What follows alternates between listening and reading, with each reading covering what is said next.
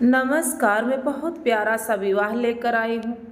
कहवा पे उपजाई चंदन लकड़िया रे, चंदन लकड़िया रे। कहवा पे हरियर बास रे ललनवा, अरे कहवा पे हरियर बास रे ललनवा। कहवा पे उपजई चंदन लकड़िया, अरे चंदन लकड़िया रे। कहवा पे हरियर बास रे ललनवा, अरे कहवा पे हरियर बास रे ललनवा।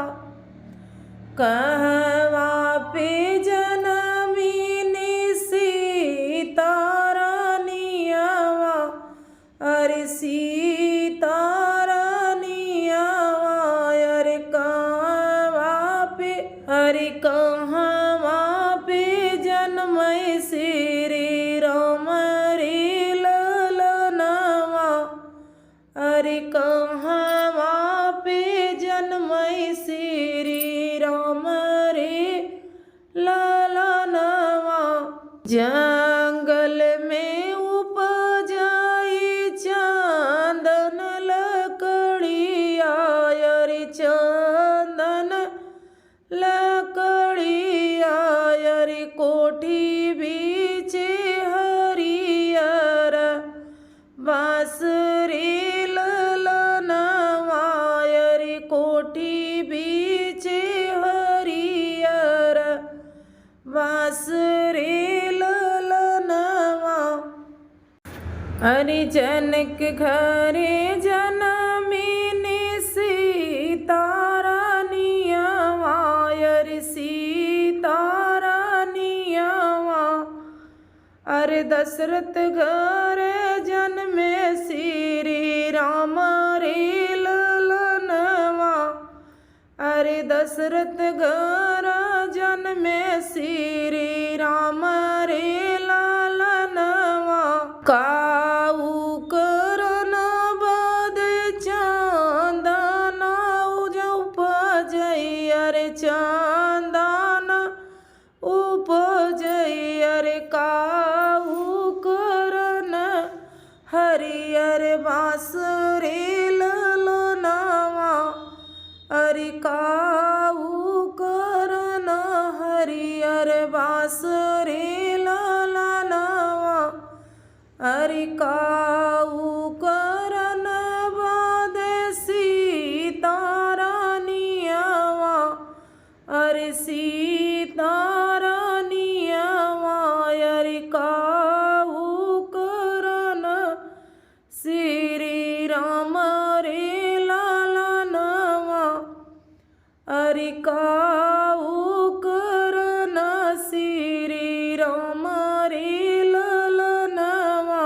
माथ तिलक बद चंदन उपजई, अरे चंदन जे उपजई, अरे माड़ उगड़न हरियर बास रे ललनवा, अरे माड़ उगड़न हरियर बास रे ललनवा।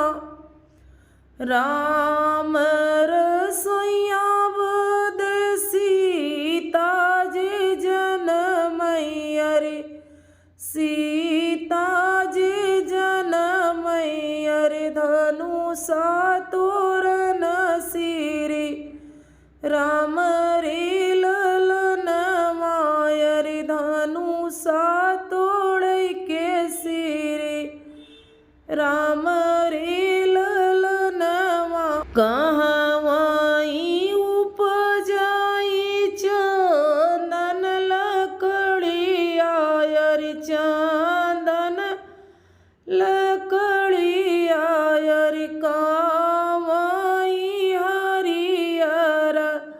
बांसुरी ललनवायर कहवाई हरियर बांसुरी ललनवा।